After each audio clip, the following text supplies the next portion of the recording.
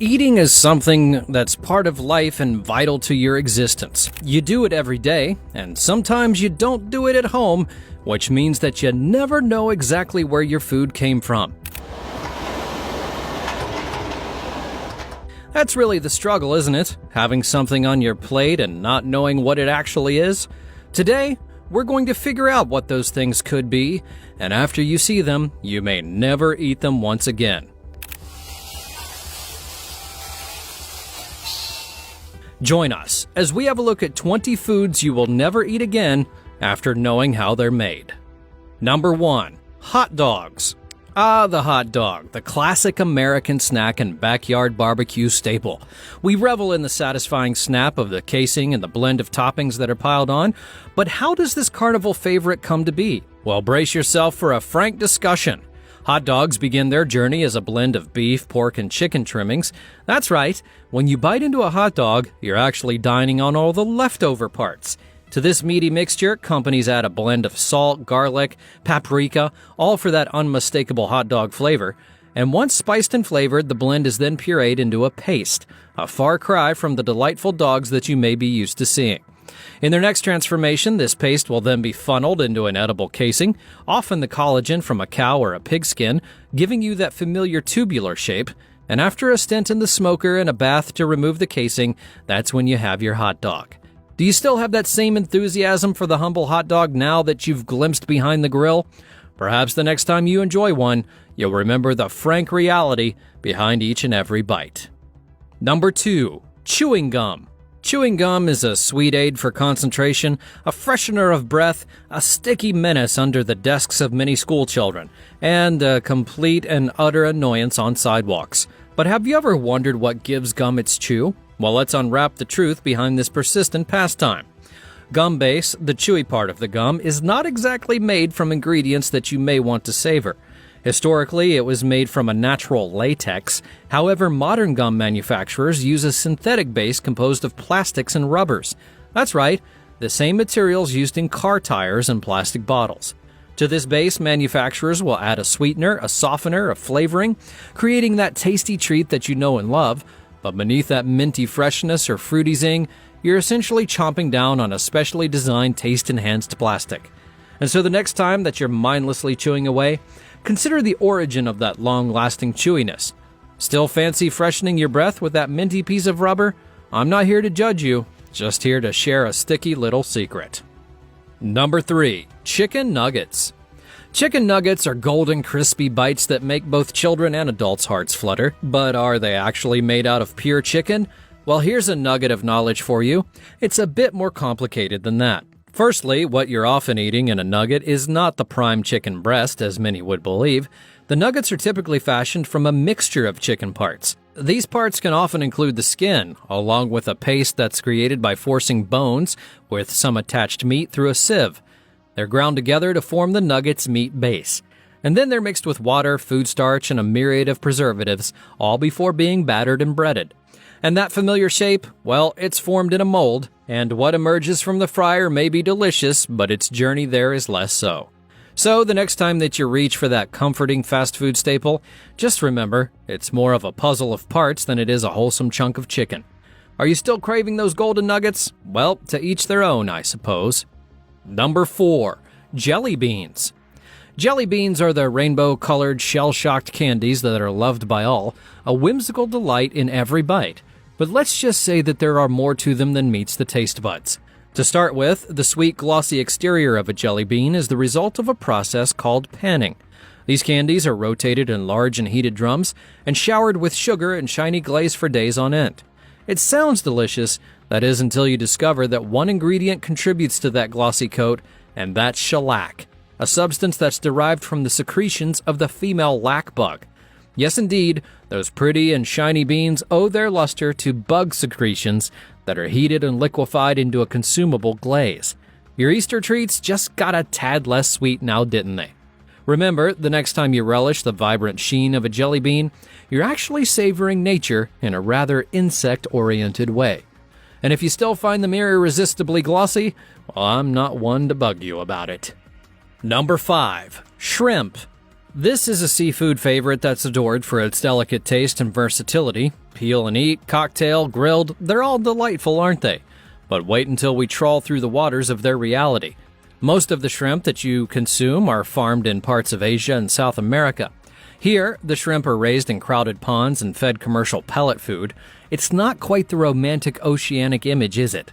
Plus, the crowded conditions will often require the use of antibiotics in order to control diseases, which can end up in your shrimp cocktail. Furthermore, shrimps are bottom feeders, dining on detritus and small organisms that are found in their environment, contributing to their unique flavor. So the next time that you savor that shrimp skewer, just consider their less than glamorous upbringing. Does the truth detract from the divine flavor of a grilled shrimp? Well, you're the one who has to make that call for yourself. Number 6. Foie gras. How do you feel about eating liver? Well, that's what you're getting with foie gras. Its rich, buttery flavor is beloved by food connoisseurs worldwide, but is this luxury worth the price that it truly demands? This dish is made from the liver of a duck or a goose that has been specially fattened, and this fattening is achieved through a controversial process known as gavage, where the birds are force-fed corn through the feeding tube, leading to unnaturally engorged livers. This practice has raised animal welfare concerns and casts a less than luxurious shadow on the delicacy. As you spread that liver all over your toast, just think about the not-so-pleasant process that made it possible. Does knowing the twist behind its rich taste enrich the experience, or actually leave a bitter aftertaste? Number 7. Cheese. Cheese. Melted on pizza, sliced in sandwiches, or enjoyed solo, it's a favorite for many. Yet the secret behind cheese might not be so Gouda. Cheese is essentially milk that's been curdled and then aged. The curdling process involves adding bacteria to the milk, which then converts the lactose into lactic acid. Then, an enzyme that's typically obtained from the stomach of a young cow is added in order to coagulate the milk. The curds are then drained, salted, and aged. That's right, your delicious cheese is essentially just moldy milk. Did you ever wonder about blue cheese's unique taste? Well, that's the result of penicillium mold. A chunk of cheddar suddenly seems a tad less charming now, doesn't it? But if you're still keen on digging into that cheese platter, just remember, there's more to your brie or camembert than meets the eye. Number 8. Canned mushrooms. This is a pantry staple for quick pasta dishes and pizza toppings. It's convenient, well, sure, but have you ever wondered about the journey that canned mushrooms make to reach your pantry? Mushrooms destined for cans will often come from farms where they grow in composted organic matter. Once harvested, they're not immediately canned.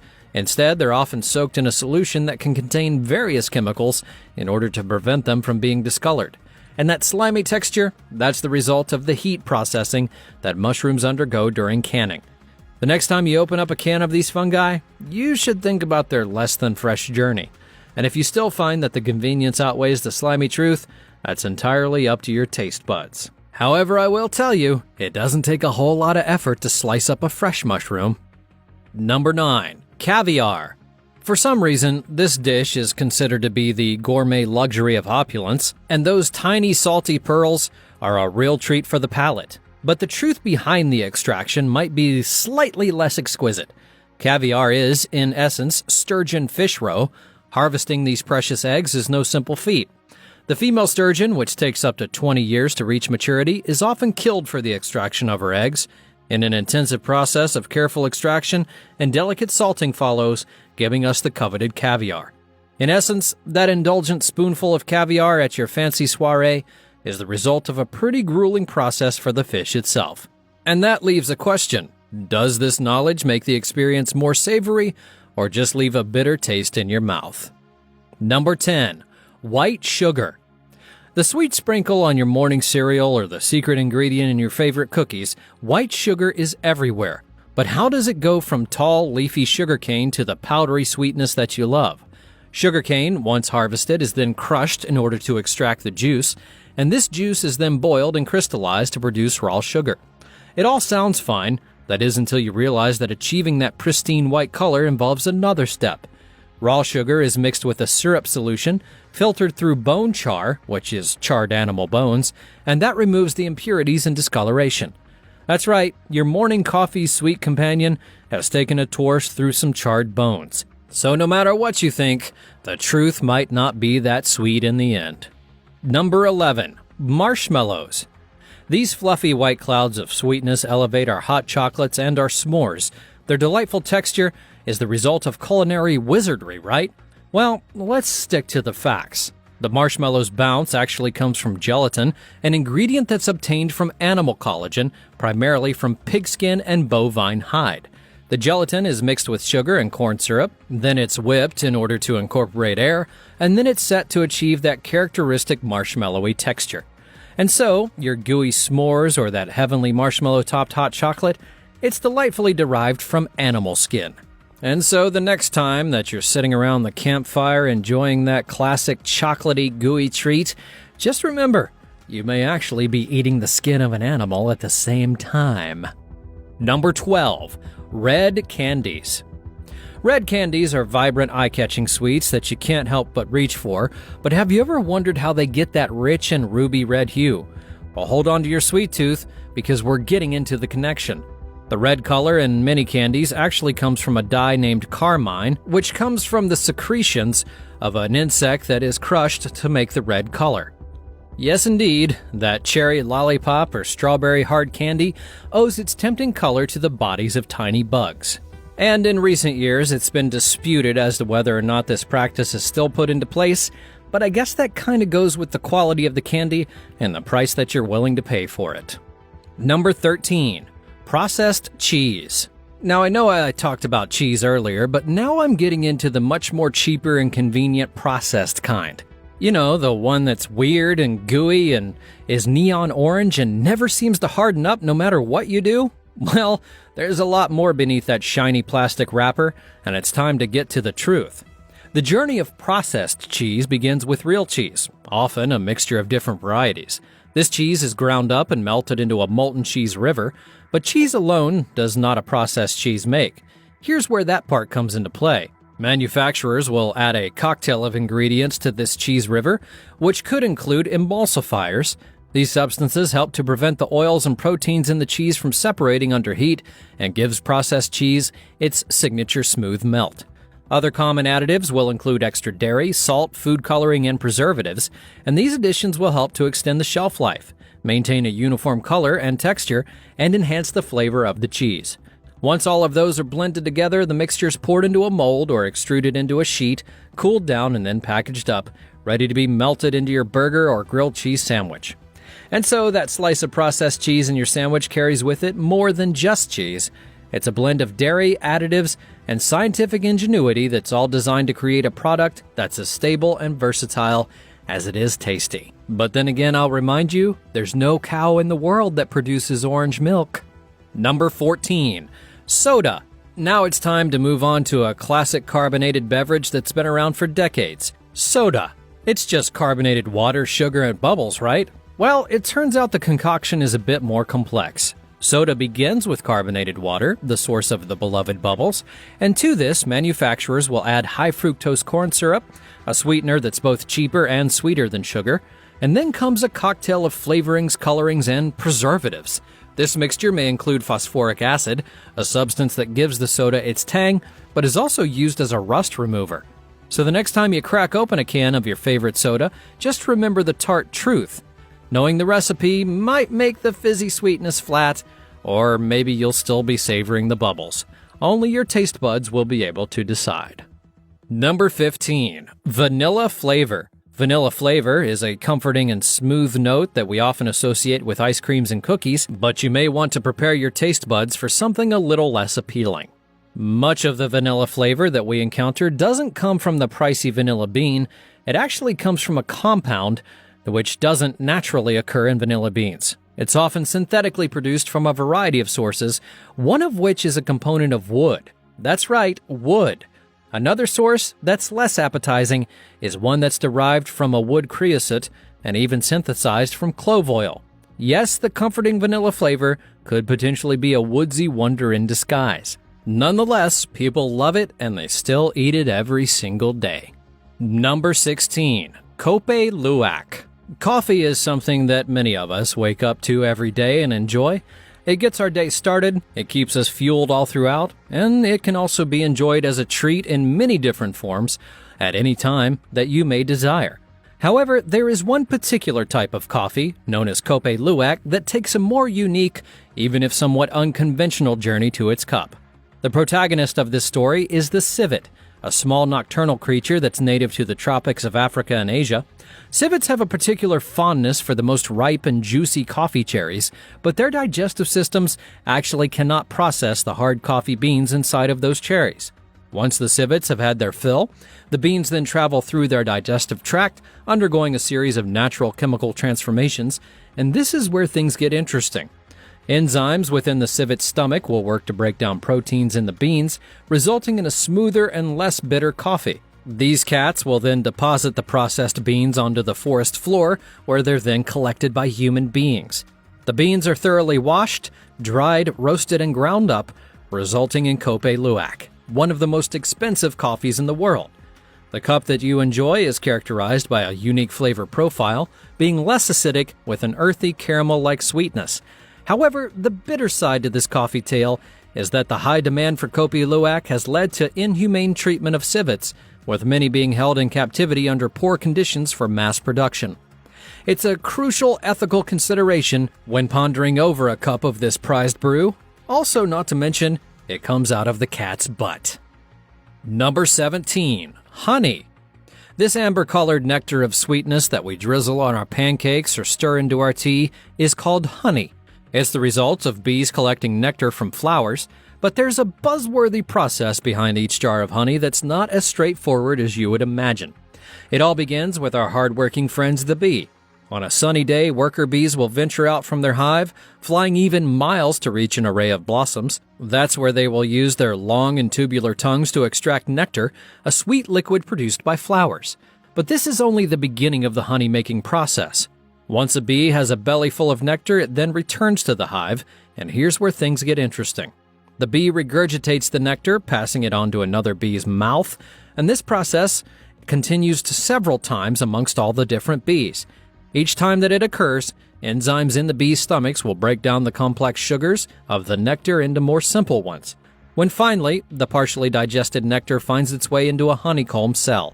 In this state, it's still too watery to be that thick and gooey honey that we all love and know, and so it has to go through another process where the bees will fan their wings over it, causing evaporation and thickening. Once the honey reaches the right consistency, they then seal the cell up with beeswax, preserving the honey for later use. And so, the honey in your cupboard is the end result of an intricate process involving teamwork, partial digestion, evaporation, and of course, the relentless labor of our pollinating pals. Not to mention that they vomit into each other's mouths over and over and over again. It's just that it comes with a more fancy and better name. It is still a natural wonder, though, rich in antioxidants and known for its antibacterial properties. Number 18. Gelatin.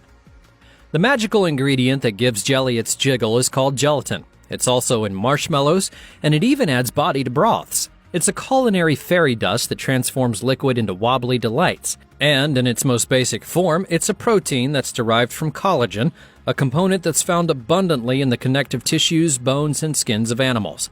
The journey to your dessert bowl? Well, that begins at an abattoir where these parts, typically from pigs or cows, are then collected. These parts are subjected to a process of prolonged boiling. It's not just your regular kitchen boil. I'm talking about an industrial-sized vat in which the raw materials will simmer for hours. This process will help to break down the collagen in the tissues into gelatin, but I'm not done yet. The resulting mixture is then purified and filtered in order to remove any lingering unwanted substances. This process will give the gelatin its colorless and tasteless properties, making it a versatile ingredient in cooking. The purified mixture is then dried into a brittle material, which is ground into the familiar powder that you can buy off the supermarket shelf or the sheets that are used in professional cooking. That's when gelatin is ready to jellify your culinary creations. So as it turns out, that jiggly jelly or the frothy top layer of your panna cotta is a product of a laborious process involving some of the least glamorous parts of an animal. Number 19. Peanut butter. There's just something about sitting down at the table, pouring a great big glass of milk, and enjoying a wonderful peanut butter and jelly sandwich. We love to spread that creamy, nutty delight all over some toast or drop it into a smoothie, and it's merely a blend of peanuts and maybe a pinch of salt, right? Well, the reality may be a little stickier than that. Peanut butter's journey begins naturally with peanuts. The tiny powerhouses are harvested, cleaned, and then subjected to a process known as dry roasting. This is where they'll acquire their distinct and toasty flavor. Those roasted nuts are then cooled and blanched, which involves removing their skins. Now it's time for grinding. It could be as straightforward as it sounds, crushing the peanuts until they turn to paste, but it isn't that simple for a lot of commercial brands. To achieve a uniform and creamy texture and ensure the peanut oil doesn't separate from the paste, manufacturers will often add stabilizers. The most commonly used one is partially or fully hydrogenated oil, which is essentially a trans fat. And while the amount of trans fat in your jar of peanut butter is minimal, they're not exactly the healthiest addition to your diet. Along with those stabilizers, many brands will sneak in added sugars and other sweeteners, along with emulsifiers for good measure. These additives will maintain the taste and shelf stability, but also increase the calorie count. So, the peanut butter that you're slathering on your sandwich or putting into your protein shake may not be as innocent as it seems. It comes with a blend of more than just peanuts, which includes ingredients that could stick to your waistline as stubbornly as the peanut butter clings to the roof of your mouth. And so, that organic mixture that costs about $2 more on the shelf may actually be worth it. Number 20. Tofu. Tofu is a squishy and unassuming substance that's embraced by vegans and vegetarians worldwide, as well as those who are looking for a protein supplement.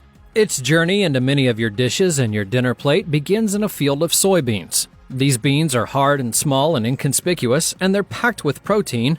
But how does a bean get turned into the spongy block that you know as tofu?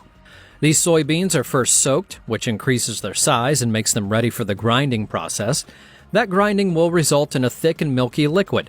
However, to you and me, this would not be yet recognizable as the block that you love. The next phase becomes heating, which pasteurizes the soy milk and brings out its creamy and subtle flavors, and from there, the real magic can happen: coagulation. This involves adding a coagulant, typically a mineral salt, or a more common substance like lemon juice. This will make the proteins in the soy milk stick together, forming curds. Now you get on familiar ground. That curdling process mirrors how cheese is made, but don't let any cheese aficionado hear you say that. The curds are then ladled into a mold and pressed in to squeeze out the whey, forming blocks of tofu. The level of pressing will determine the firmness of the tofu, from silkened to extra firm. And so, that tofu that you use to whip up your stir-fry or scramble for breakfast is, in essence, the result of a carefully choreographed dance of chemistry and physics, transforming simple soybeans into a globally loved food. And so you have to ask yourself whether or not this dive into the world of tofu will curdle your taste buds, or perhaps give you a newfound respect for the protein-packed powerhouse.